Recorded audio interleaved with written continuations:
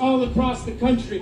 MS Goldwacher was very clear in the RSS's schools. The RSS wanted to do to Muslims in India what the Nazis did to Jews all over. जो मोदी सरकार ने 20,000 से ज्यादा NGO के licence को रद्द किए थे, जो कि खुल के यहाँ पे भारत में इन क्षेत्रों में जाकर वो भारत में ईसाईकरण करते हैं, पैसे दे करके, प्रलोभन दे करके, विदेशों से चंदे मंगवा के यहाँ पे वो पैसे दे के हिंदुओं को, आदिवासियों को ईसाई बनाते हैं, वहाँ पे चर्च बनाते हैं जिस गांव जंगल तक कोई व्यक्ति पहुंच नहीं सकता है। उस 20,000 से ज्यादा फंड को इन्होंने रोका। उसके बाद से इनका जो मूवमेंट था वो और ज्यादा उग्र हो गया। ये बोल रहे हैं, आपको कुछ वीडियो भी आपको दिखा देता हूं, और उन्हें एक एक शब्द मालूम है। कौन देता है? यहाँ पे बैठे जितने भी रवीश कुमार जैसे दलाल पत्रकार है जो इनके लिए लिखते हैं, बोलते हैं, वो उनको वहाँ तक पूरी सूचनाएं पहुंचाते हैं। उनके शब्द देखिए, वहाँ पे गोलवरकर, हेडगेवार, आरएसएस, बीजेपी, मोदी, अमित शाह, ये सारे शब्द को लेकर के ये वही बात तानाशाही हो रही है यहाँ पे। Modi government, this Modi Sarkar, trying to blame Muslims, they're trying to say Muslims are illegals by this fact. So we here in the United States, you know, I'm an American, I've never been to India, hopefully one day I will go. Donald Trump, Islamophobia, like happened in Gujarat, with these fascists like Modi and Amit Shah, looking at the resistance that's going on all over. Bastar story ये film लग चुकी है। इस film को आप सभी को देखना चाहिए। पहली एक फिल्म है जो नक्सलियों की क्रूरता को साफ साफ आपके सामने दिखाएगी।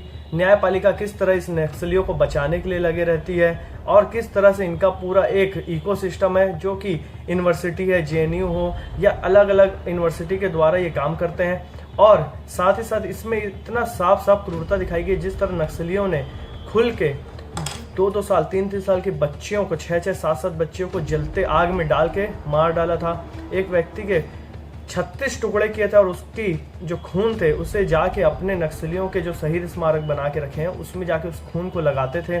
और किस तरह कुल्हाड़ी से गला काट दिया जाता था। 15,000 सैनिकों को, पुलिस बलों को इन्होंने मारा है। इन सारी चीज़ों को खुल के बस्तर स्टोरी दिखाती है।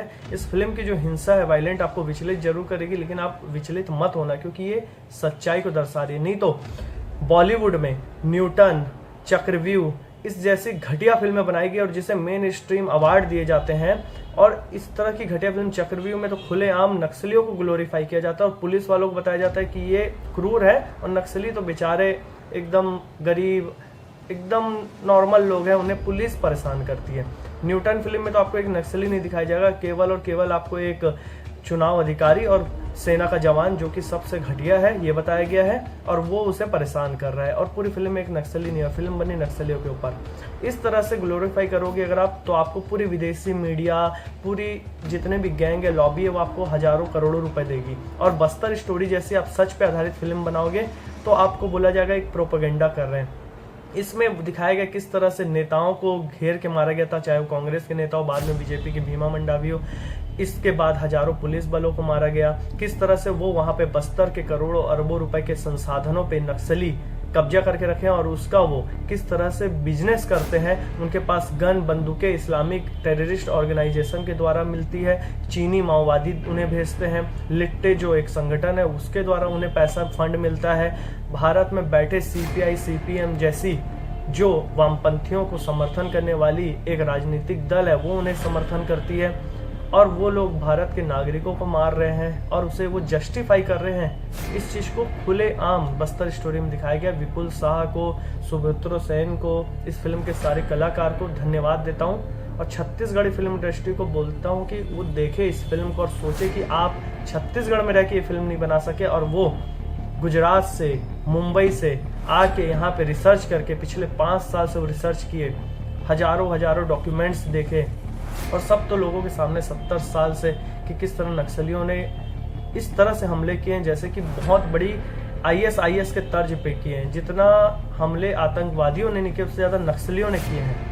बस्तर हो, छत्तीसगढ़ का, झारखंड है, उड़ीसा के बॉर्डर में है, आंध्र प्रदेश के बॉर्डर में, बंगाल में है, किस तरह से जंगलों में कब्जा करके बैठे हुए हैं। और ये एक ही काम करेंगे, लोगों को झूठ बरगलाएंगे, उनके तक शिक्षा नहीं पहुंचने देंगे, शिक्षित हो जाएंगे लोग तो नक्सली नहीं बनेंगे। उनके तक विकास, इंफ्रास्ट्रक्चर, रोड, सड़कें, फ्लाईओवर, रेलवे सुविधा, ये सब वो पहुँचने देना ही नहीं चाहते हैं। और उनका बस एक ही है कि हम ज़मीन बचा रहे, जंगल बचा रहे, जो कि एक नंबर का झूठ है। इस फिल्म को सभी को देखना चाहिए, और आप सभी को इस वीडियो को भी शेयर करना चाहिए ताकि ज़्यादा से ज़्यादा लोग जागरूक बने। जय हिंद, वंदे मातरम, जय श्री राम।